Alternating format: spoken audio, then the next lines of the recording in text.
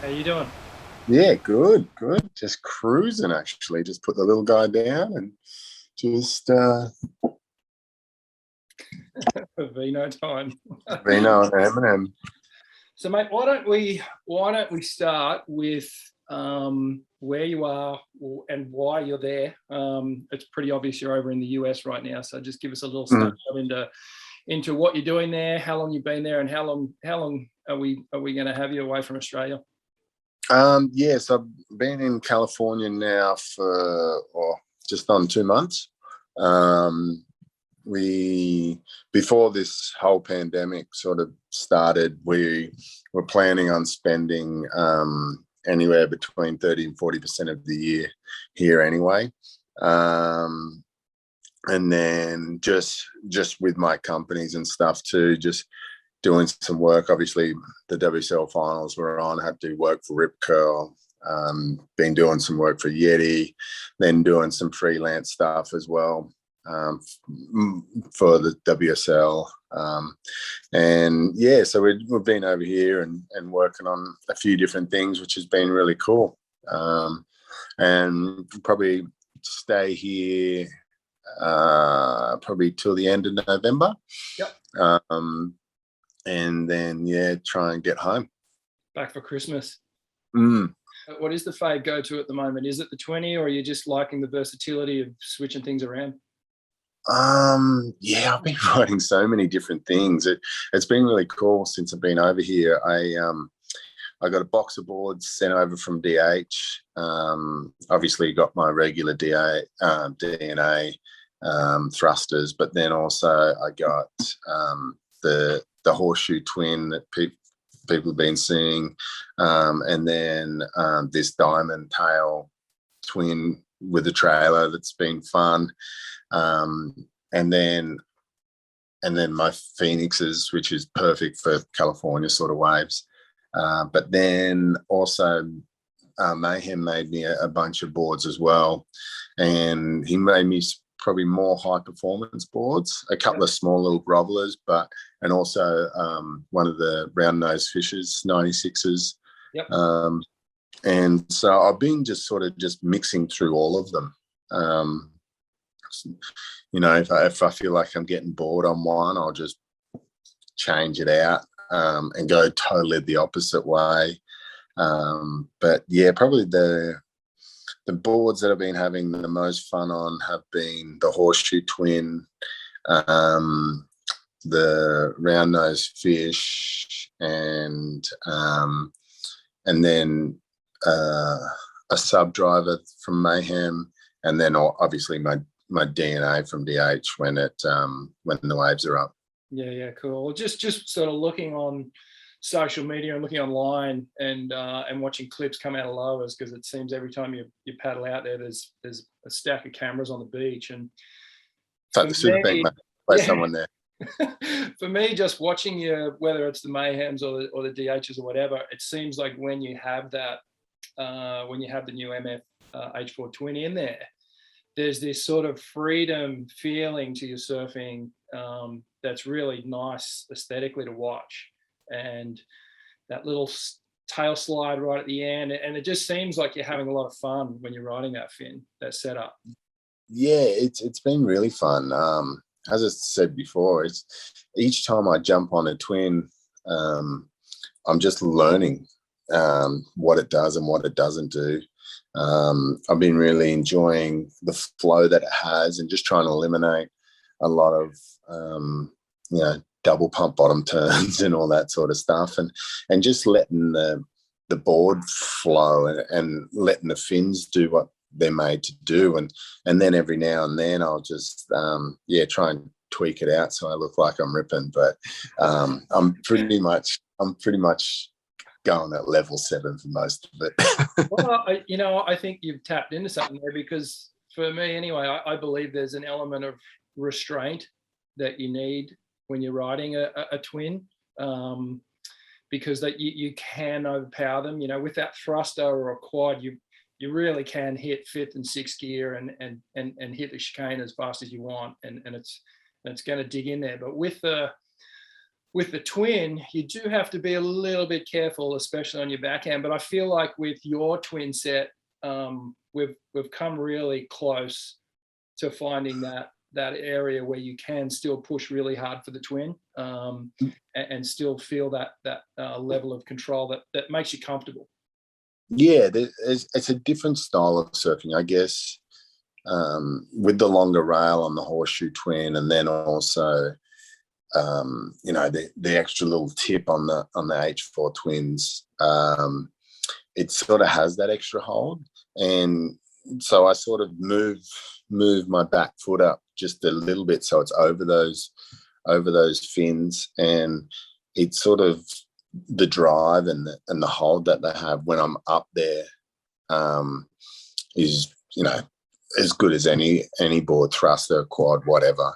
And then when I'm releasing, or when I'm sort of just tweaking it out a little bit, I'm just shifting my foot back just that little bit, so you get that freedom to play around with. So it's just a different style of surfing. But I've been really enjoying that style of surfing at the moment.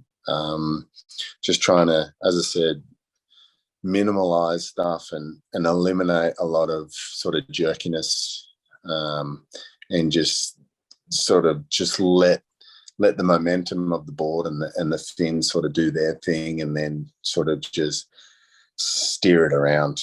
Historically, we've only really ever worked on quads with you anyway, in the sort of bigger stuff, pipeline and chopu and things like that. It must be fun sort of messing around in smaller stuff, and I'm keen to know what you've actually thrown in there. Are you using the performer quad rears with a medium MF in the front, or what's the setup that you're using, or have you gone to the H4 quad, or I'm just straight H4 quad,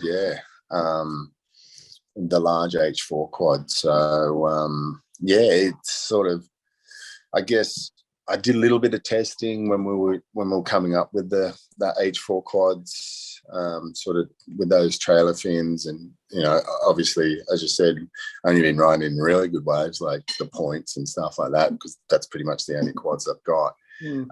But then DH just asked me to.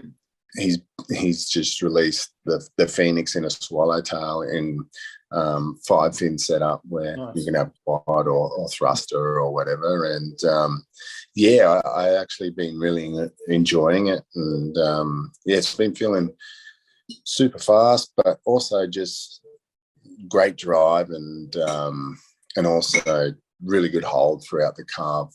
I was actually just going to say, if you had to break it down for the layman or the weekend surfer who's going, okay, well, what's the difference between a thruster and a quad? Is there an easy way to sort of explain the two? Probably the major difference that I have is the quad's almost like a surf's a little bit more lateral. Yep. You can't pivot off the back foot and go straight up and down. Yeah. And that's probably why I tend more to the thruster, but it's been fun when it's been 2 foot. So No, for sure. Well, I mean, it sort of makes sense with a thruster. You've got that back fin that is the pivot point, really, and you can just pivot around it, turn in a really tight radius. But with the quads, I guess you're almost on a track, and a longer track, and you're really able to push against that extra fin area that you have. So that's where that extra drive and that extra sort of stability can come from. And I think it's also eliminating that center fin, which I know you've been messing around with 20s for quite a while. You've been on the 20 program for a little bit, and it's that elimination of that center fin is when you really tap into more speed, because that center fin creates that drag. So let's get into the 20s, because you've been hooked on. That's what you said there was pretty much spot on.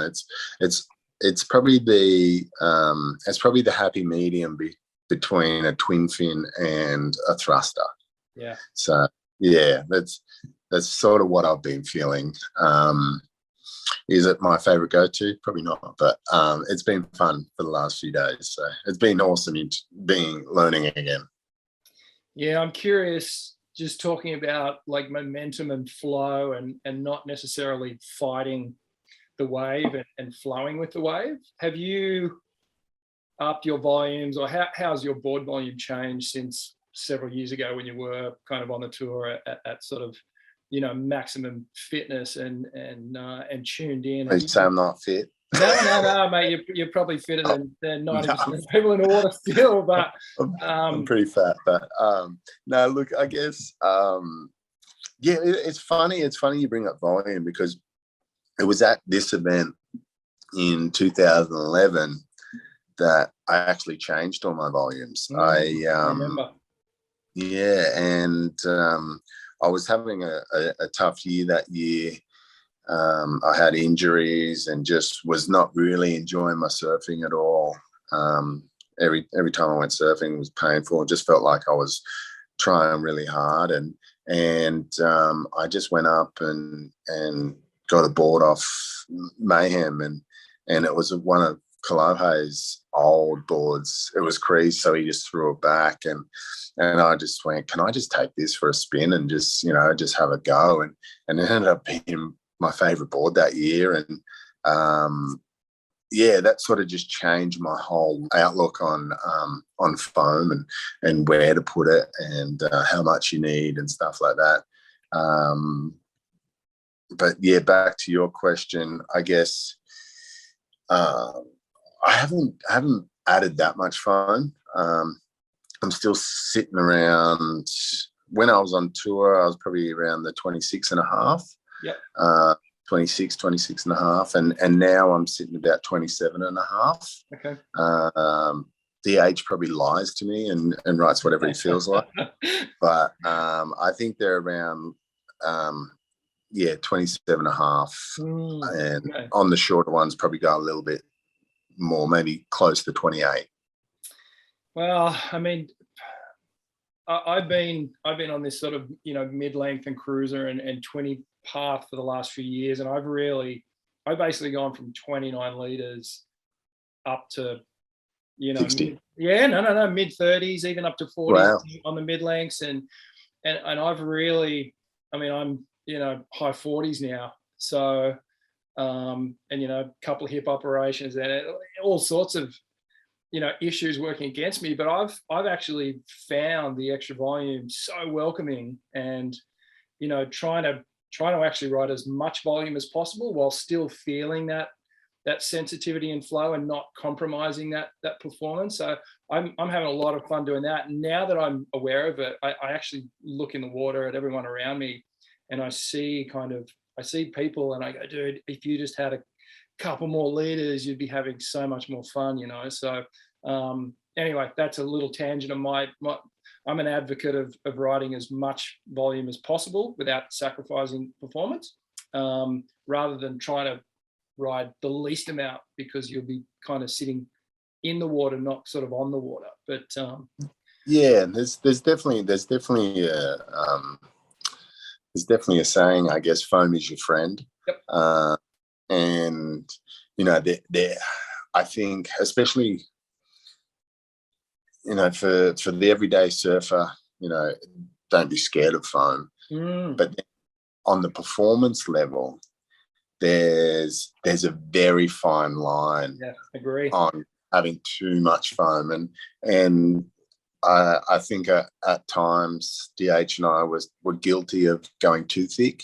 Yep. And the tails, they felt great the first week, and then our tails were too thick, and you sort of lose that flex in the actual board, and you don't get that same spring. But yeah, so there is a fine line to going too much, but also I think whoever the shaper is that you're using, obviously you shape your own boards, but there's a specific art to really putting the foam in the right places, so you don't feel that extra bulkiness and feel like you're just riding an oil tanker. Yeah, 100%. I guess that's a perfect segue into EPS versus PU, any preference? Do you have like a favorite EPS board that you go to, or do you feel like there's a better condition for either technology? Yeah, look, I'm a PU guy. I always sort of, I don't know, I feel like the EPS stuff is probably a bit too twitchy for me. You know, some people just live on it and love it. For me, I feel like it sits on the water too much, and I can't bury it the way that I like to. Probably the one time that I, just rode EPS was during Stab in the Dark. And when they gave me all those boards, I was just like, you've just ruined the show. And but look, it was cool. I found some different technologies that were really cool. Some were stiffer than others. Some had really good sort of responsiveness, and you could feel the difference in the different makeups of them. I know all the shapers are trying to look for the next big thing in the EPS style of flex and all that. And there definitely is something there. I think playing around with carbons and all that sort of stuff. I haven't tried any of like the dark arts or anything like that, but there's definitely something there on how you lay your carbon down on your boards and make sure that it's needed in the right places and steers clear of where you don't need it. Yeah, no, totally agree. It's a bit of a Pandora's box, and it's similar to fins really. There's so many iterations of how you can lay them up and different styles and templates and things like that. So what I want to do is have a little chat about your little signature franchise that we have within the FCS range. Obviously the MF template has been one of the most popular fins, or it is the most popular fin template. It has been for several years, and there's a couple of things here. I want to go back to the very start, how we came up with that, or where that originated. We might start there, and then once we get to there, then we'll talk about maybe why it is so popular, and even amongst the pros, like what is it about that fin that they love so much. So let's go back to the start. How did we find that template? Yeah, look, it was funny. I sort of I guess back when we were doing all glass on fins, we were using saw fins at the time. They were the best, I felt. And then I rode some Tokoros in Hawaii that felt really good, and so I sort of used that fin a little bit, and then sort of mixed it in with a bit of DH fin. And then I sort of had like a longer based fin with a sort of narrower tip. And then I got a board off JS once.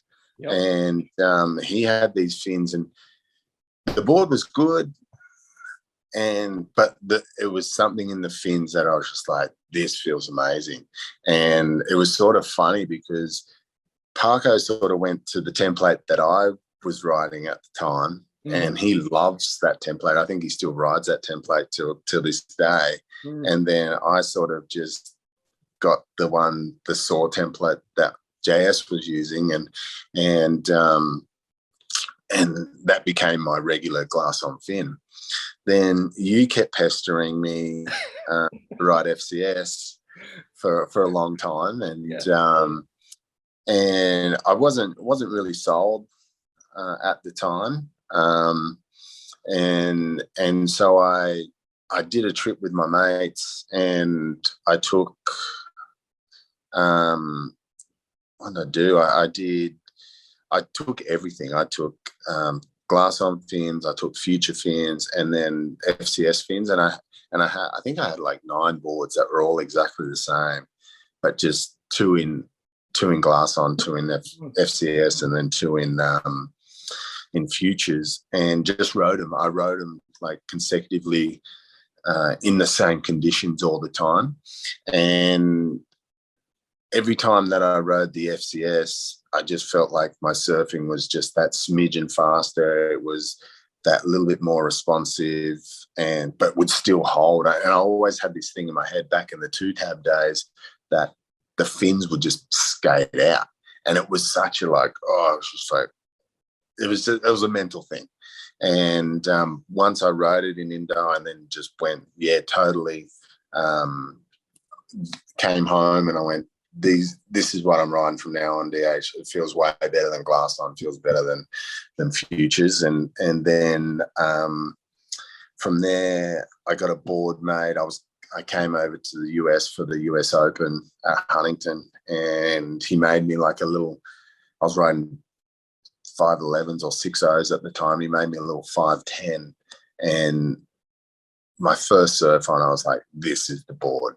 This is the sickest board ever. And it had FCS, and I rode that thing, ended up getting second to Brent Simpson in the US Open, and then a month later went down to Trestles and ended up winning Trestles on that board as well.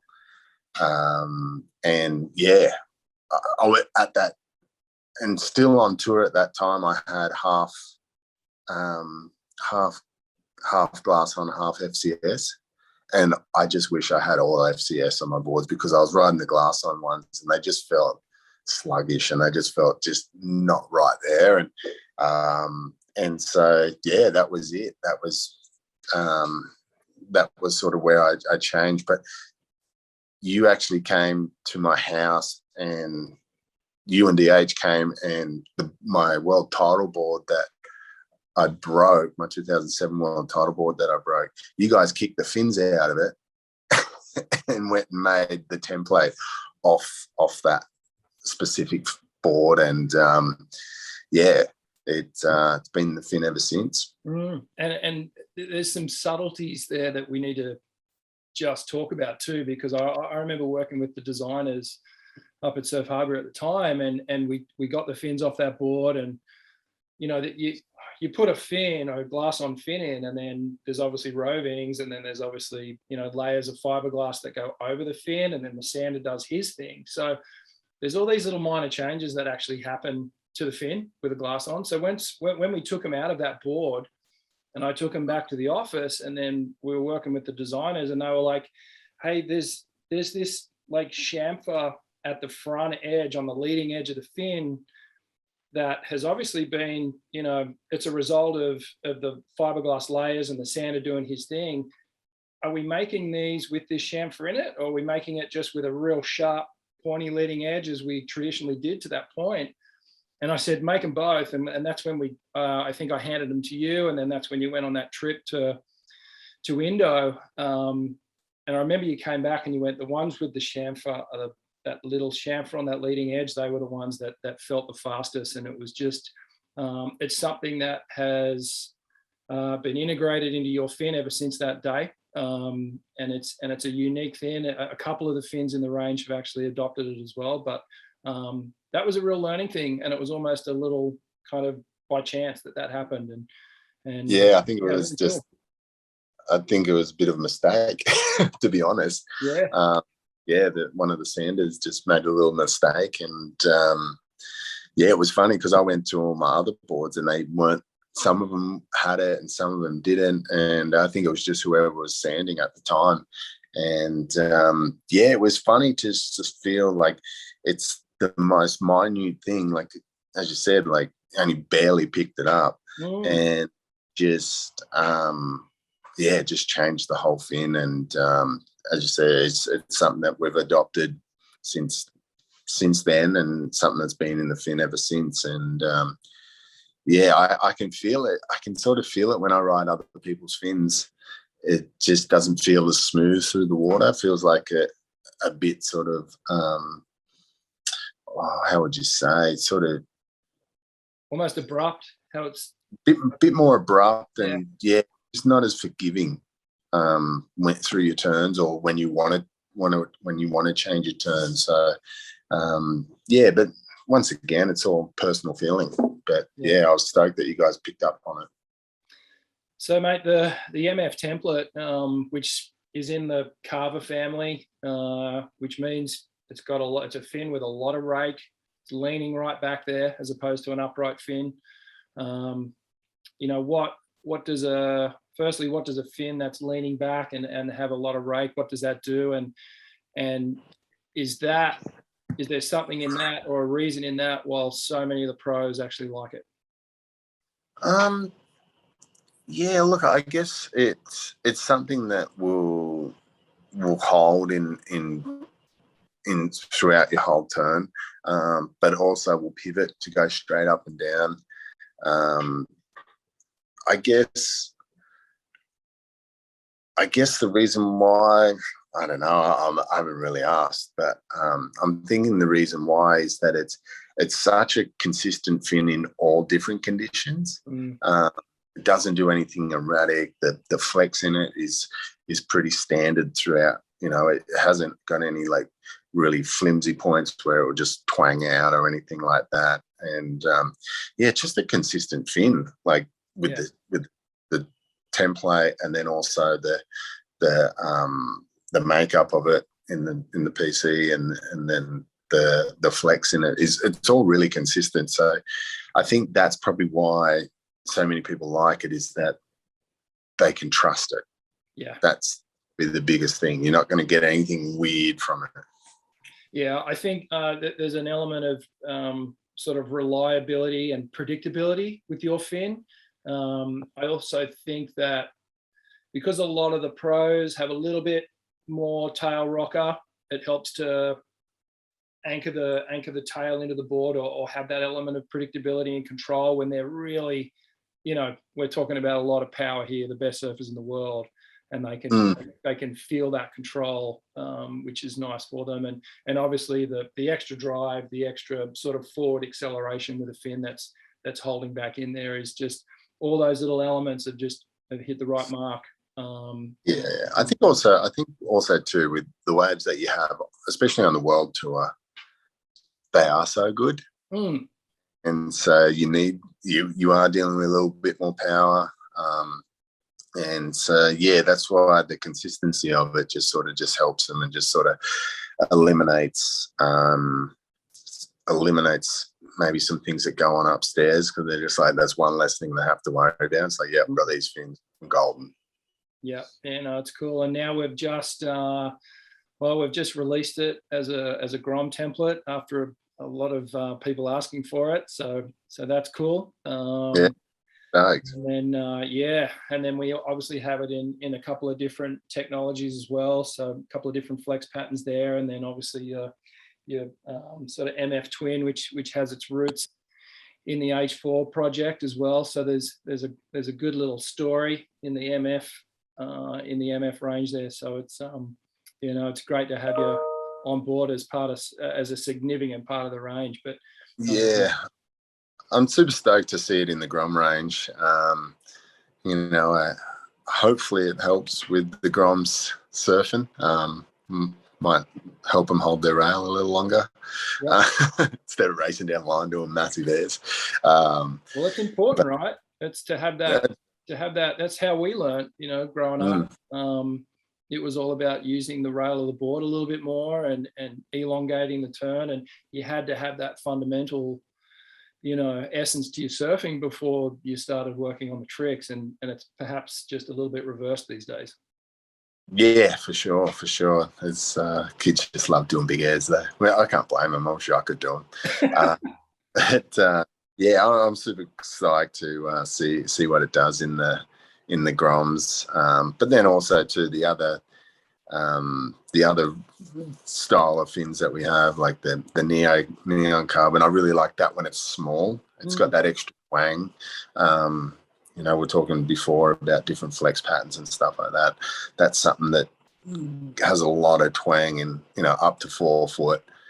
That's how I like to ride it. And then obviously, yeah, the twin's as probably the fin that I've been riding the most as of late. But yeah, it's great to have like all those different fins, because even though you might be riding the same board, you can just throw in a different fin and just change up your surfing, or just change up the feel in your board. And it's when you've been surfing as long as I have, you start getting old, and you need some new things to keep you in the water. And it's been a big part of, especially in my last sort of couple of years, to keep me super psyched and staying in the water, because every time I go surfing, it's a new feel, which has been awesome. And it's just from taking 30 seconds to click fins and in and out. And I think you've hit the nail on the head there. And while I feel like a lot of punters may not fully understand, fin performance and how much it changes the board, it's undeniable that, changing your fins out and just finding the fin setup that works in a particular board, or a number of fin setups, it can really add to your personal satisfaction when you go surfing. I had a conversation with a buddy of mine yesterday, my Cairo, him, Glenn Welsh, and I've made him a bunch of boards lately, and he was like, oh, I just couldn't find the right set, and we worked it out, and we ended up putting extra large carvers in the side and just a medium performer in the back. And he goes, dude, that setup has changed my life with that board. It's just made it, black and white. So, there is something in it. And like you said, it, if you've got a little bit of a different feeling that you want to get of that session, then switch the fins out. It's a real thing. For sure. Yeah, it definitely is. It's cool. It was, I guess when I was on tour and when I, was competing day in, day out, you don't want to change. Yeah. You want to keep the same feeling.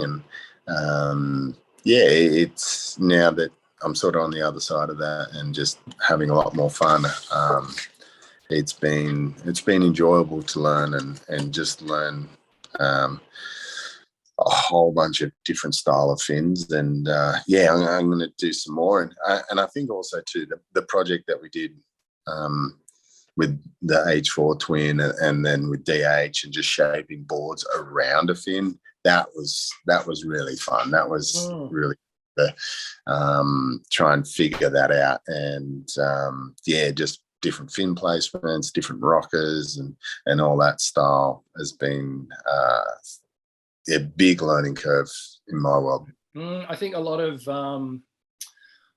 shapers are really starting to do that. If not already, they're considering a fin and the board that goes with that fin. And we've had some success with Rob Machado recently, with the Seaside Quad and the Go Fish and his fin templates, where he's done exactly that. He's designed a board to match with a fin and it goes to market and the consumer's the beneficiary of it, So it's really, that seems to be working. I think we're going to see a little bit more of it. But mate, how's everything? How's the vibe down at your kind of, I guess, new local at Lowers? How's the vibe in the water there? Are there plenty of grommets down there just frothing around and aspiring pros everywhere?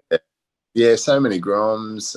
It's sort of cool. It's sort of like a melting pot of different people that were, talk to different people. Obviously the groms are frothing to go surfing each and every day and, get the next clip out. And that's been fun. But then also there's some other guys, I see Tyler Warren down there a fair bit.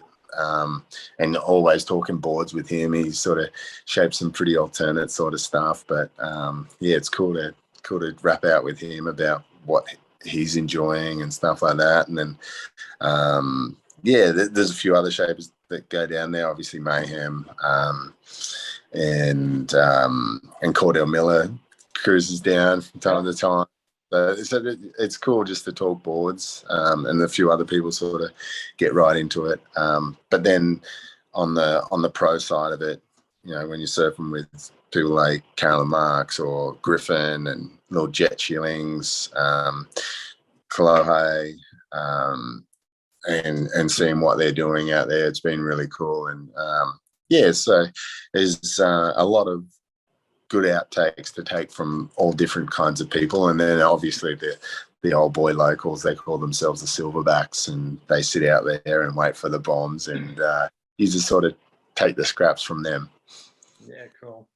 Well, mate, enjoy your time over in California. Have a great time with the family. Enjoy the surfing. And is there anything on the itinerary sort of once you get back, or is it just more time in the water, more experimenting with boards? What's on the program? Yeah, no, I sort of just cruising at the moment. Probably, yeah. I'm going to try and maybe make some boards with Mayhem before I leave. But yeah, I've still got a whole bunch of boards. Once I get home, I've got a few boards that I want to get back on.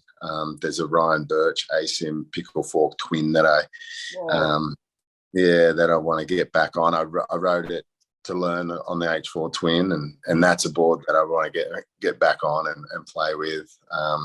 And I've got an ASIM, one side's twin, one side's quad. So another one from him that I really want to play with. And then, I'm sure DH starts getting bored coming into summer. So I'm sure he'll make me something wacky and weird and play on that as well. So yeah, always a lot of fun.